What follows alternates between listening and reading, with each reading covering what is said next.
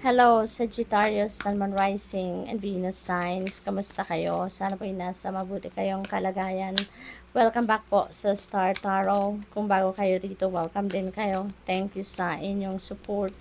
I truly appreciate it. God bless you all. Sag, pauna mensahe ninyo power. Ayan, napakaganda because this is your personal power that you are going to claim dito, no? Maaaring matagal na nyo nitong hinayaan ang iba, no, na patakbuhin ang buhay ninyo. Pero ngayon, it feels like you have that courage and inner strength to reclaim your power back, no? So that's good. Magpapakatibay, magpapaka-brave kayo sa ngayon. We have number 5, emotional loss, Sagittarius. Malungkot, no, ang puso ninyo, malungkot ang iba sa inyo dito because maybe you have lost something or you have lost someone, no? Maaaring meron mahal kayo sa buhay dito na nag-passed on the other side. Maaaring matagal-tagal na to, may nakalipas na to ng medyo siguro months, no? Ayun na napipick up ko, but hindi pa rin kayo totally nakakapag-move on from that, no? Parang hindi pa siguro nagsisink in sa inyo na kung ano ang nangyari, no? Maaring ganon, maaring naguguluhan pa rin kayo, no? Parang hindi pa ninyo matanggap na nangyari kung ano man ang nangyari dito. Kaya medyo may lungkot ka pa, okay? Number 3, recognition and reward. This is really beautiful. It feels like related ito sa inyong trabaho, no? Maybe linked ito sa inyong trabaho, sa inyong career, no, na finally kung ano man ang hard work na ginawa ninyo dito is finally being recognized, okay? Maaring ganun ang sitwasyon dyan. At maaring mabigyan kayo dito ng financial reward, no, Sagittarius. Kaya congratulations to that. Meron kayong job well done na ginawa dito. Kaya nailawan, kumbaga, yung performance ninyo dito. That's why mabibigyan kayo ng recognition. We have the tower, energy, no? Disruption. Ayan. So, meron ditong sudden change, no? Na magaganap sa buhay ninyo. May mga pagbabago na maaring tawag dito, parang mawiwindang kayo dito at some point sa mga pagbabagong ito because hindi ninyo ito ini-expect, no? Hindi ninyo ito wala man lang itong yung pagbabago ito wala man lang sa hinagap ninyo kumbaga. But kung saan man kayo dadalhin ng pagbabagong ito, you will be in alignment with your destiny, no? Kaya magiging masaya ka pa rin in the end, no? Magiging thankful ka pa rin na nangyari kung ano man ang mga pangyayaring itong magaganap sa buhay ninyo.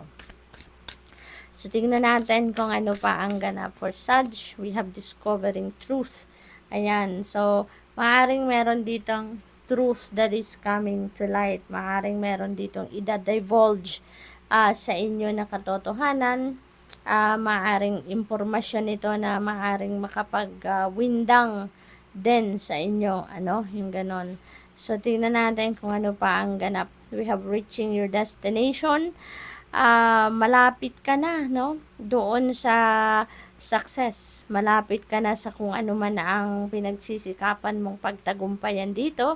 You are almost there. Maaring one step forward na lang ang kailangan mo dito at makakamit mo na kung ano man yung minimithi ninyo or pinapangarap ninyo. Okay? So, good luck to that. We have Journey by the Moonlight. Journey by Moonlight. Ayan, Believe in Magic. Ayan. So, I feels like may ano kayo dito. Meron kayong mga divine guidance, no? Na binibigay sa inyo ang universe dito. And maaaring yan ay very, ang tawag dito, magical ang dating para sa inyo. Maybe at first, hindi nyo matanggap, hindi nyo magets kasi siguro kung anong ibig sabihin ng mga mensaheng yan na pinapadala sa inyo. But you will eventually realize, diba, that is divine guidance na dumating sa inyo. maaari din na merong mga miraculous moments or miraculous events, no, na nag-unfold sa buhay ninyo right at this time. At yun nga, baka hindi ninyo naiintindihan, diba? Why? Bakit ito nangyayari sa akin? Bakit ngayon? Yung mga ganon, ano? But you will eventually understand, no? Because the universe will make you understand whatever that is na mga pinapadala sa inyong mga intuitive messages or intuitive nudges. What else? We have established priorities. Yan. So, siguro kailangan ninyong iset ang isip ninyo kung ano nga ba ang uunahin ninyo. Ano nga ba yung mas pinaka-importanteng pag-focusan ninyo ng inyong attention at this time. Mahalaga yon para alam ninyo kung alin yung uunahin ninyo, ano yung aasikasuhin ninyo, ano yung next priority, ano yung third priority ninyo, diba?